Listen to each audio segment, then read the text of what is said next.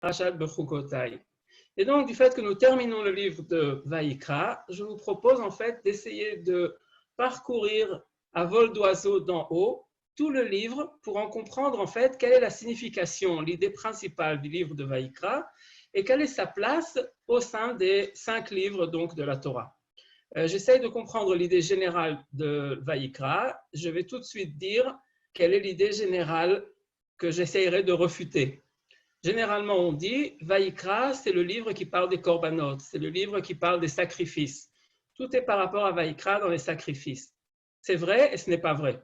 C'est vrai, c'est-à-dire qu'effectivement, il y a donc beaucoup de prakim, beaucoup de chapitres qui parlent des sacrifices, évidemment. C'est vrai que ça ne figurait pas dans le livre de Shemot précédemment. Mais ce n'est pas pour autant dire que l'idée principale du livre de Vaïkra, ce sont les korbanot, c'est-à-dire le culte tel qu'il était pratiqué, d'abord donc dans le Mishkan, le sanctuaire dans le désert, et ensuite au Beth Amikdash, au temple à Jérusalem. Alors, quelle est donc l'idée principale de Vaïkra? Alors, commençons d'abord par voir en fait le dernier verset, puisque nous essayons de voir tout en de façon générale. Quel est donc le dernier verset de Vaïkra? J'ai demandé d'avoir une Bible ou d'avoir un Chumash. J'espère que c'est possible et que vous pouvez donc voir les choses avec moi. Donc, le dernier verset de Vaïkra, nous sommes au chapitre 27, et le verset c'est Lamed Dalet, c'est-à-dire 34. Ele mitzvot, asher tiva Hashem et Moshe, el bene Israël, behar Sinai. Je reprends. Ele mitzvot, ce sont les mitzvot, tout ce qui a été dit précédemment, ce sont les mitzvot, asher tiva Hashem, que Dieu a ordonné, et Moshe, à Moshe, el bene Israël, vers les Béné Israël, à l'intention des Béné Israël, Behar Sinai, sur le mont Sinaï. Et si nous allons maintenant à l'envers et nous prenons le premier verset de Vaïkra, nous attend une petite surprise. Donc nous feuilletons, j'espère que vous êtes avec moi, nous feuilletons notre Bible et nous arrivons au premier verset donc de Vaïkra. Vaïkra el Moshe. Vaïdaber Hashem elav me'oel moed limor. Vaïkra el Moshe, il appela Moshe. Vaïdaber Hashem, et Dieu parla, Elav, à lui, donc à Moshe, mais Ohel Moed, depuis le Ohel Moed, depuis la tente d'assignation, les morts en disant, etc., etc. Si nous lisons ces deux versets sans faire trop attention, nous avons l'impression que nous avons donc le début du discours et la fin du discours. Au début de Vaïkra, Dieu appelle Moshe et commence à lui enseigner donc toutes les mitzvot qui seront dans le livre. Et à la fin du livre, nous voyons donc la conclusion. Ce sont donc toutes les mitzvot que Dieu a données à Moshe. Mais lorsque nous voyons vraiment le passouk, nous nous rendons compte qu'en fait, il s'agit de deux choses différentes. Puisque Sefer Vaïkra, le livre de Vaïkra, commence effectivement par un grand discours sur les mitzvot, mais qui est dit « Mais Ohel Moed » depuis le Mishkan dans le désert. Alors que la fin du Sefer Vaïkra signifie qu'il s'agit là donc de la fin du discours des mitzvot qui a été donné Behar Sinai, sur le mont Sinaï. Sur le mont Sinaï, c'est-à-dire précédemment, c'est-à-dire avant le Mishkan, c'est-à-dire après en fait les 10 commandements. Alors qu'en est-il? Qu'est-ce qui se passe? Où se trouve en fait la séparation? Où se trouve la différenciation entre le premier discours et le deuxième discours? Le premier discours qui commence à Ohel Moed, qui commence dans le Mishkan, où est-ce qu'il se termine? Et ce deuxième discours qui termine la fin de Vaïkra et qui aurait été dit précédemment au Mishkan, où est-ce qu'il commence? Eh bien, en fait, il commence au début de notre première paracha, au début de Behar, puisque Behar, il s'agit de la montagne. Et donc, si nous ouvrons le début de Behar, nous sommes dans le livre de Vaïkra, le chapitre 25, Kaf E. Nous voyons donc tout de suite, Vaïdaber Hashem el Moshe, Behar Sinai les morts.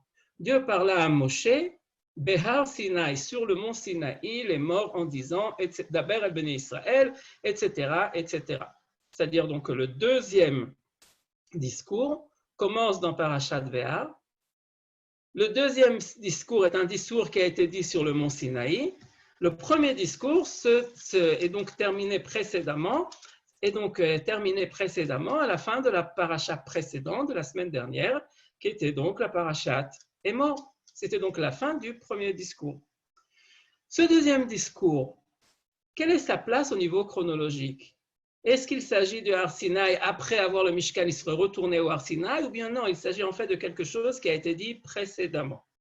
C'est un des endroits, cette paracha, donc, est un des endroits où les différents parshanim, l'exégèse biblique, utilise un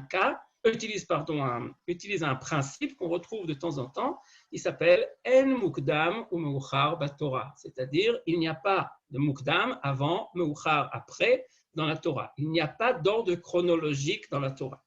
C'est-à-dire, c'est sûr que oui, il y a un ordre chronologique. Oui, la sortie d'Égypte vient après la création du monde. Oui, évidemment. En gros, évidemment, il y a un ordre chronologique. Nous commençons par Adam, le premier homme, et nous terminons à la fin de Moshe. C'est sûr qu'il y a un ordre chronologique. Mais à l'intérieur des différents chapitres, à l'intérieur des différents livres, pas toujours l'ordre chronologique a été respecté. Des fois, il a été changé. Et évidemment, il s'agit de comprendre pourquoi est-ce qu'il a été changé. Nous en reviendrons. Donc, la plupart des Mefarshim, la plupart donc, des commentateurs, comme par exemple Ibn Ezra, qui était donc un commentateur espagnol du début du Moyen-Âge, nous dit là-dessus dans son commentaire en disant voilà, c'est donc un des endroits où nous pouvons comprendre que En Mukdam ou Meuchar Batorah, l'ordre chronologique n'a pas été respecté, puisque en fait, ces deux parachiotes de Behar et Bechukotai, leur place au niveau chronologique est en fait à la fin des 10 commandements.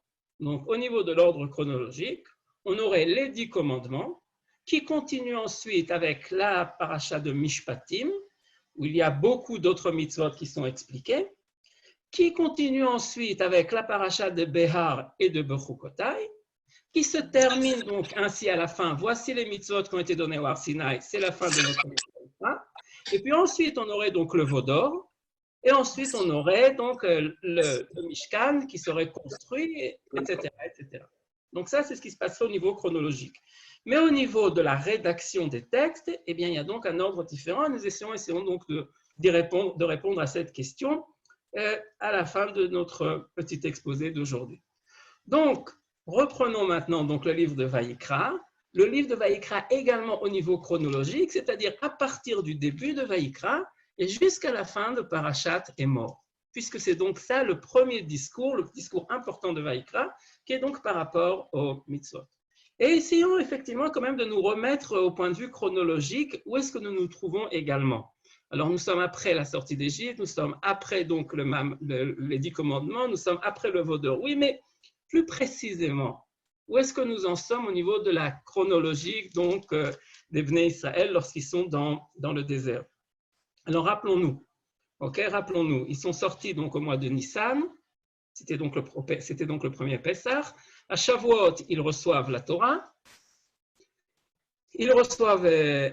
Moshe monte 40 jours, il redescend, c'est le 17 Tammuz, c'est 40 jours après donc Shavuot, c'est l'épisode du Vaudor, il casse les tables de la loi. Qu'est-ce qui va se passer? Moshe donc demande à Dieu de pardonner. Moshe remonte le premier Elul pour à nouveau recevoir les deuxièmes tables de la loi après 40 jours. Du premier Elul, il redescend donc avec le deuxième table de la loi, le 40 jours après, c'est Yom Kippour. Il redonne donc, c'est le redon de la Torah, qui serait peut-être plus exact d'appeler non pas le don de la Torah, mais l'acceptation de la Torah. Le don de la Torah, ça serait les premières tables de la loi, qui est donc à Shavuot. Dieu a donné, mais le peuple n'a pas reçu, puisqu'il a fauté ensuite après. Après Yom Kippour, donc, le peuple accepte la Torah. Et puis commencent donc les quelques mois qui seront consacrés au Mishkan, comment construire le Mishkan. Cela prendra quelques mois, puisque à la fin du mois d'Adar, c'est-à-dire quelque chose comme donc 6 mois après Yom Kippour, ça y est, c'est bientôt fait. C'est bientôt fait, c'est ce que nous voyons à la fin du livre de Shemot. Par exemple, si vous avez une Bible entière, vous pouvez donc voir, par exemple, Shemot, le chapitre même, le chapitre 40, le verset Yudzaïn, le verset 17. C'est la fin de Shemot, c'est Parashat Pekudei, c'est la fin de Shemot.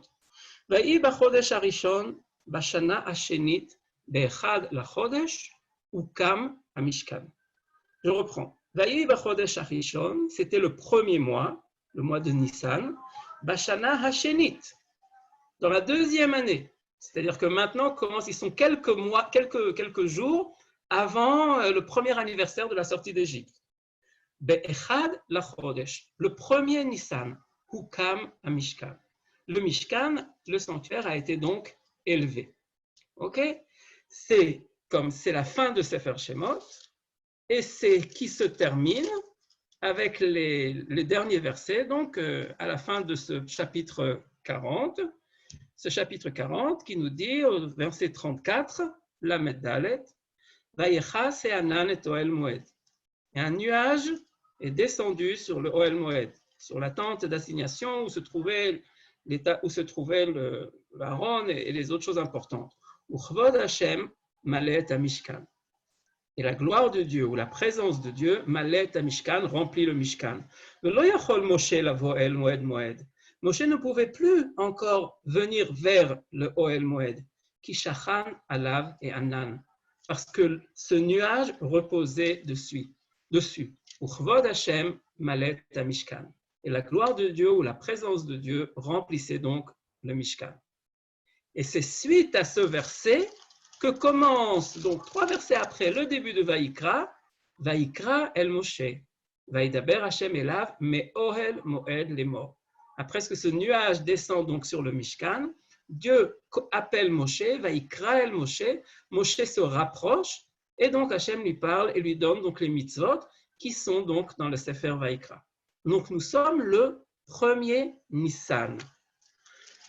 Je reprends la fin de Vaïkra, je regarde même le premier verset du prochain livre Bamidbar, et là nous voyons Vaïdaber el Moshe Bamidbar Sinai be'ohel moed be'echad lachodesh hasheni bashana hashenit letzeta me'eretz Israël Mitzrayim. Je reprends Vaïdaber Hashem el Moshe, Dieu parla à Moshe Bamidbar Sinai, dans le désert du Sinaï, c'est pas dans le mont Sinaï comme au début de la paracha Behar, c'est dans le désert. Be'ohel moed, à l'intérieur du Ohel moed, be'echad lachodesh hasheni, le premier du deuxième mois, bashana hashenit letzeta me'eretz Mitzrayim, de cette même année. C'est dire donc que le livre de Vaïkra, au point de vue chronologique, est tout au long d'un mois, le premier mois de Nissan, de la deuxième année, puisque Bamidbar commence avec le premier Iyar de cette deuxième année. Donc, que se passe-t-il? Quel est ce grand discours des mitzvot qu'Hachem donc dit à Moshe dans le Sefer Vaïkra jusqu'à la fin de la parashat Emor, avant nos 2 parashotes qui, comme on l'a vu, donc, ont été dit précédemment. Eh bien, de quoi s'agit-il? Si nous essayons comme ça donc, de nous rappeler vaguement les choses en prenant simplement même le titre, en regardant par rapport au titre des parashotes, alors effectivement, Vaïkra la paracha de Vaïkra est une paracha qui est consacrée au korbanot, qui est consacrée au sacrifice. La paracha suivante, la paracha Tzav, est consacrée au sacrifice, non pas animal, mais au sacrifice du monde végétal, ce qui s'appelle la mincha. Et puis ensuite on passe à des choses qui sont moins liées au Mishkan. On commence la paracha Shmini, qu'il s'agit du 8e jour. Ce 8e jour, c'est le 8e jour de l'inauguration du Mishkan. Et il y a, là aussi, les Mefarshim ne sont pas tout à fait d'accord. De quand s'agit-il? On a vu que le Mishkan avait été annoncé comme étant inauguré le 1er Nissan. Donc, le 1er Nissan est sans doute le 8e jour, donc le jour de l'inauguration, après 7 jours d'inauguration. Sans doute. D'autres Mefarshim disent non, le 1er Nissan, ça a commencé, mais ça a continué ensuite. Donc, le Bayom Hashmini, le 8e jour, ce serait le 8 Nissan. Tout en est-il donc... Il y en a donc une histoire. Il s'agit donc de Nadav et Avihu, les fils d'Aaron qui sont morts en apportant un korban en apportant un feu qui n'avait pas été demandé. C'est le début de la parashat Shmini. Ensuite, on parle de la kashrut. Ensuite, on parle de parashat Tazria et Metzora. Il s'agit de lois d'impureté qui sont indirectement liées au Mishkan, mais qui se rapportent à tout le peuple d'Israël. Les lois de Tazria par rapport à l'enfantement, les lois de Metzora par rapport à la lèpre, ce n'est pas les korbanot, bien que le Metzora, lorsqu'il est à la fin de son processus de purification, doit apporter des korban. C'est vrai, mais c'est un détail. L'idée principale, c'est qu'est-ce que c'est que cette lèpre, pourquoi est-ce qu'elle vient à l'homme, et quelle est l'idée qui se trouve d'ailleurs ce processus, il doit s'éloigner pour ensuite revenir. Ensuite, nous passons à Parashat Kedoshim, qui ne parle pas des korbanot, mais qui parle de beaucoup de lois par rapport à l'éthique. Kedoshim tiyu ki kadosh ani, beaucoup de lois par rapport à comment se comporter les uns avec les autres, et pitié, je veux dire, aider le pauvre, l'orphelin, la veuve et l'orphelin, avoir des mesures justes et équitables. On parle également dans le parachat de Acharemot de qu'est-ce qui se passe à Yom Kippour. Ah, ça y est, on revient au Mishkan, effectivement, par rapport à Yom Kippour. Mais à la suite de Yom Kippour, on parle des Harayot, c'est-à-dire les interdits sexuels, inceste et autres, qui, encore une fois, ne sont pas tout à fait par rapport au Mishkan. C'est comme ça que se termine donc la parachat Kedoshim. Et à ce moment-là commence la parachat Emor, qui est surtout consacrée, en fait, au fait du calendrier juif.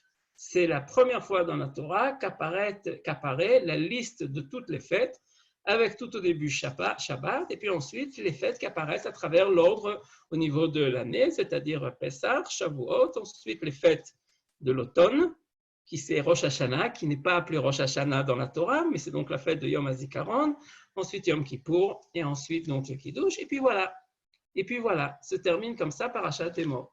C'est donc dire qu'en fait, ce ne sont que les premières parashiot, Parashat Vaikra et Parashat Tzav, qui parlent vraiment des korbanot.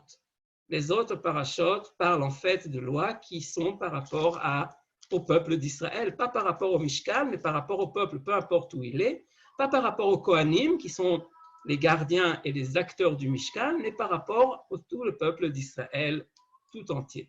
C'est donc pour ça qu'en fait, on pourrait même séparer le livre de Vaïkra en deux parties.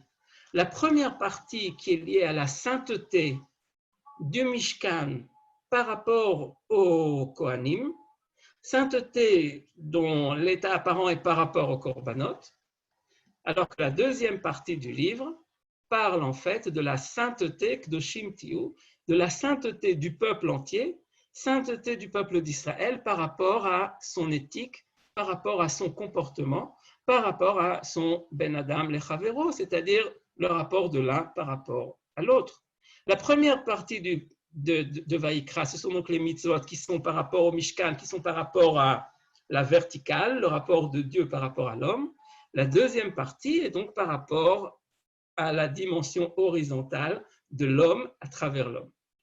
Et ce qui est intéressant dans ça, c'est que lorsque nous regardons bien la parashat Kedoshim, la parashat donc qui commence à parler de cette deuxième dimension, nous voyons que très souvent, ces différentes lois qui sont encore une fois d'ordre social, qui insistent donc le côté éthique de la Torah, eh bien ces lois sont sont justifiées à la fin du verset par deux mots. Et ces deux mots, ce sont Ani Hashem. Je suis l'Éternel. Je cherche là comme ça, par exemple, un endroit, une minute. Je cherche aussi un endroit, par exemple, dans Kedoshim.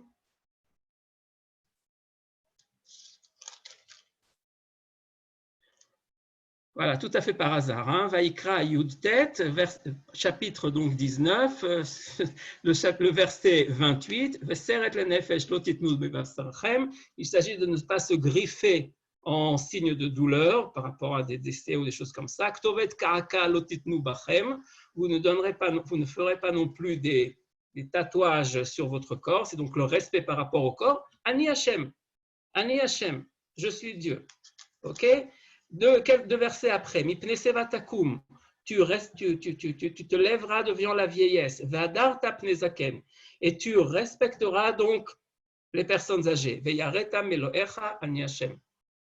Tu auras Ani Hashem, c'est par rapport à moi. Donc ces lois sociales sont en fait sont justifiées comme étant Ani Hashem. Alors évidemment, comme on l'explique souvent, il s'agit de comprendre que donc dans le judaïsme, la dimension sociale est une dimension sociale qui ne vient pas en contradiction par rapport à la dimension verticale, par rapport avec Dieu, mais au contraire, ça fait donc partie, puisque Dieu est présent en nous à travers les hommes, à travers le peuple, et lorsque je respecte l'homme, eh bien en fait, je respecte Dieu. Évidemment, ça, nous connaissons cette idée. Ce que je voudrais aujourd'hui insister, c'est quelque chose d'un peu différent. C'est ces deux mots-là. Ani Hashem. Ces deux mots qui reviennent, je n'ai pas compté, mais je dirais presque même des dizaines de fois, pas des cinquantaines, mais peut-être 20 fois, 30 fois, dans la deuxième partie de Vaïkra, Ani Hashem ne figure pas dans la première partie de Vaïkra. Alors que, à première vue, on aurait pu s'attendre que justement, c'est là-bas, dans la première partie, que nous verrons là-bas Ani Hashem. Puisque le Mishkan est en fait la maison de Dieu. Le Mishkan est en fait l'endroit, la place, l'espace dans lequel l'homme pourrait rencontrer, entre guillemets, rencontrer Dieu. Voir en fait donc la présence divine. Le Mishkan, c'est Beit Hashem. Le Mishkan, c'est Ani Hashem. Eh bien, justement pas. Dans ces premières parshiot, par rapport au Korbanot, par rapport au Kohanim, il n'y a pas Ani Hashem. Ce verset ne figure pas. Et par contre, il reviendra donc des dizaines de fois dans la deuxième partie. Dans la partie qui est consacrée donc à la société, dans la partie qui est consacrée au rapport des hommes entre eux. Et c'est donc là que l'idée donc de la dimension de Dieu à travers donc la société est une idée qui est beaucoup plus importante que l'on croyait de premier abord. Elle vient donc dire qu'en fait, ne nous trompons pas également par rapport au Mishkan. Ne supposons pas, ne croyons pas que oui, évidemment, Dieu se trouve entre les hommes. Oui, évidemment, respecter l'homme, c'est respecter Dieu. Oui, évidemment, mais respecter Dieu vraiment, c'est apporter le korban qui me permet de m'approcher, Karev, de m'approcher. Respecter Dieu, connaître Dieu, vouloir voir Dieu, entre guillemets, évidemment, c'est au Mishkan. Eh bien non, au Mishkan, on ne voit rien. Moshe ne peut pas rentrer non plus dans le Mishkan. Le Mishkan, c'est un brouillard. Le Mishkan, c'est la buée. Le Mishkan, c'est une présence de Dieu qu'on ne peut pas voir. Voir Dieu, ça sera voir Dieu dans nos actions, dans notre éthique, dans la société. Voir Dieu, ce n'est pas dans le Mishkan. Ainsi que l'explique le Rav Shimshon Raphaël Hirsch, Samson Raphaël Hirsch, la plupart des lois qui sont liées au Mishkan, de façon paradoxale, essaient de nous faire comprendre qu'il est donc besoin de créer un espace qui serait l'espace de Dieu, mais dont tout le but est de comprendre que Dieu n'est pas dans cet espace et que Dieu est en dehors de l'espace. S'imaginer que Dieu est dans cet espace, c'est la Vodazara, c'est l'idolâtrie, c'est le veau d'or. C'est introduire donc Dieu dans un espace fini, dans notre monde matériel. Non, au contraire. L'idée du Mishkan, c'est de comprendre que Dieu se trouve en dehors du Mishkan. C'est ainsi comme ça que l'explique par exemple Rav Shimshon Raphaël Hirsch, donc par rapport à l'idée de Birkat Kohanim, la bénédiction des Kohanim, que nous voyons, que nous connaissons donc des offices quotidiens en Israël et des offices des trois fêtes en France. La bénédiction des Kohanim, les Kohanim donc étendent leurs mains en face d'Israël pour que la bénédiction donc passe comme si elle passait à travers les Kohanim vers l'assemblée qui se trouve donc en face d'eux. Mais lorsqu'elle était dite au Beth Amikdash, lorsqu'elle était récitée donc dans le temple, dans le sanctuaire avant, dans le Mishkan et dans le temple, eh bien c'était différent. Les Kohanim ne mettaient pas leurs mains vers le peuple, mais mettaient les mains vers le ciel. Comme pour dire, la bracha, elle n'est pas uniquement pour les gens qui sont là, ce n'est pas par rapport à la présence de Dieu qui est là, mais c'est vers l'extérieur, en dehors des chomot, en dehors donc du Mishkan. Donc voilà donc les deux côtés de Sefer Shemot. Ce n'est pas simplement des côtés complémentaires, mais ce sont donc des côtés où on ne peut pas comprendre l'un sans l'autre. Le Mishkan sans Parashat Kedoshim, c'est le lieu de l'idolâtrie. Et Parashat Kedoshim sans le Mishkan du début, eh bien en fait, ce serait une société qui serait peut-être une société éthique, mais sans dimension divine. Donc les deux vont ensemble, et la deuxième partie nous permet donc de comprendre différemment la première partie. Si c'est donc ça l'idée de Sefer Vaïkra, si c'est donc ça donc l'idée de Ani Hashem qui vient donc par rapport aux lois sociales, et je vous rappelle que le pasuk Ani Hashem, on l'avait déjà vu précédemment dans d'autres parshiot, on l'a vu précédemment par exemple dans Shemot, dans Vaïra, lorsque Dieu parle à Moshe, il lui dit Ani Hashem Elokei Avotecha, je suis le Dieu de tes pères, Ani Hashem, je suis le Dieu qui va sortir d'Égypte, Ani Hashem. Ce mot-là, Ani Hashem, cette expression, pardon, Ani Hashem, dans le livre de Bereshit, c'est Ani Hashem par rapport par rapport à l'individu. C'est Dieu qui a créé le monde, mais c'est Dieu qui se dévoile à des individus, à une famille, Abraham, Yitzhak et Jacob. C'est Dieu qui se dévoile, qui demande des choses à cette famille, et les choses ne se passent pas de façon, comment dirais-je, les choses ne se passent pas de façon facile. Dieu demande à Abraham d'abandonner sa terre, d'arriver dans la terre d'Israël, et tu verras, ça sera une bénédiction pour toi. Abraham arrive en Eretz Israël, il y a la famine et il n'a toujours pas d'enfant. Alors qu'est-ce qui se passe? Où est-ce qu'elle est cette fameuse bracha? Ça ne marche pas.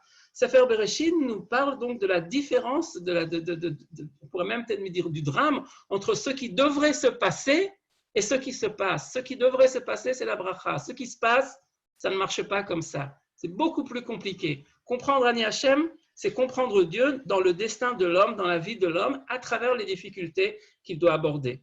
Ani Hashem, dans le livre de Shemot, dans le livre de l'Exode, c'est Ani Hashem qui va sortir les Bnei Israël d'Égypte. C'est Ani Hashem qui fait les miracles. C'est Ani Hashem, c'est le Dieu qui intervient dans l'histoire. Et dans Sefer Kedoshim, donc Ani Hashem, c'est Dieu que nous rencontrons donc dans notre quotidien, pas au Mishkan, mais en dehors de Mishkan. Donc voilà pour l'idée générale de Sefer Vayikra, qui n'est donc pas l'idée des corbanotes, mais de façon même, je pourrais dire paradoxale, un peu une antithèse un peu des corbanotes, en disant ce n'est pas seulement les corbanotes, mais c'est en fait et surtout Ani Hashem dans la société. Et maintenant, donc, dans les quelques minutes qui nous restent, reprenons en fait ce qui se passe avec notre première question, et Parashat Behar et Bechukotai. Alors, qu'en est-il de cette histoire-là?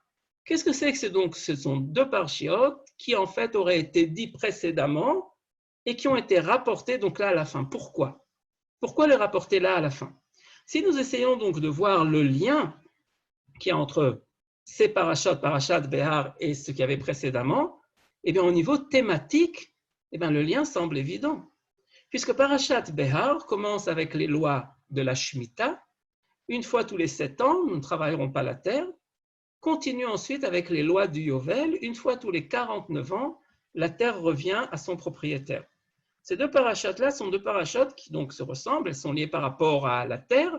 Elles se ressemblent également par rapport à la centralité du chiffre 7. 7 ans pour la Shemitah, 7 Shemitot pour le Yovel. Mais au niveau de leur idée, il y a là effectivement, comment dirais-je, une certaine tension, pour ne pas dire contradiction. À la base de l'idée de la Shemitah, c'est que la terre n'appartient pas à l'homme. Donc, une fois tous les 7 ans, tu ne travailles pas la terre, qui lit kol haaretz. C'est à moi que la terre appartient, et tu laisseras donc la terre donner ses fruits qui appartiendront à tout le monde. Donc, l'idée de la Shemitah, c'est limiter le sentiment de possession par rapport à la terre. La terre appartient à Dieu, la terre n'appartient pas à l'homme. Alors que l'idée du Yovel, c'est le contraire, puisque une fois tous les 49 ans, les différentes ventes de terrain sont annulées, et la terre revient à ses possesseurs de départ, c'est-à-dire aux premières familles qui ont donc reçu la terre d'Israël. Comme nous le savons, le Yovel n'a pas été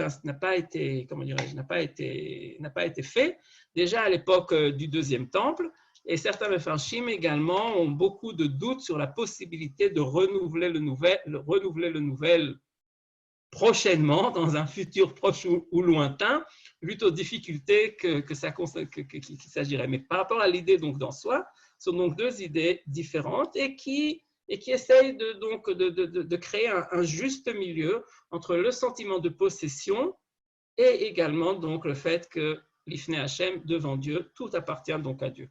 Mais donc ces lois, donc, qui sont une fois tous les 7 ans, une fois tous les 49 ans, continuent les lois qui se rapportent à ce qui se passe une fois tous les 3 fois par an, ou une fois toutes les semaines, ou une fois par an, c'est-à-dire par rapport aux fêtes, au calendrier juif de fêtes, tel qu'il était indiqué à la fin de Parashat Emor. Et donc, Emor et Bechukotai, au niveau thématique, pas au niveau chronologique, sont sur la même dimension. Il s'agit de la sainteté qui est liée au temps. La sainteté qui est liée au temps, les lois qui sont donc les fêtes qui sont une fois toutes les semaines, le Shabbat, 3 fois par an, les 3 fêtes de pèlerinage, une fois par an, Rosh Hashanah, Yom Kippour, une fois tous les 7 ans, la Shemitah, une fois tous les 49 ans, le Yovel. Il y a donc une thématique par rapport à Kdushat Azman, la sanctification, la sainteté donc du temps. Et l'ajout donc de ces parashat Behar et de cette parashat Behar à la fin de Sefer Vayikra nous permet d'avoir une vision d'ensemble maintenant sur le Sefer Vayikra qui est un peu différente de ce que nous avons précédemment. Ne pas séparer le livre en 2 parties, mais voir en fait 3 parties différentes du livre. La fin du livre est par rapport à la sainteté au niveau du temps.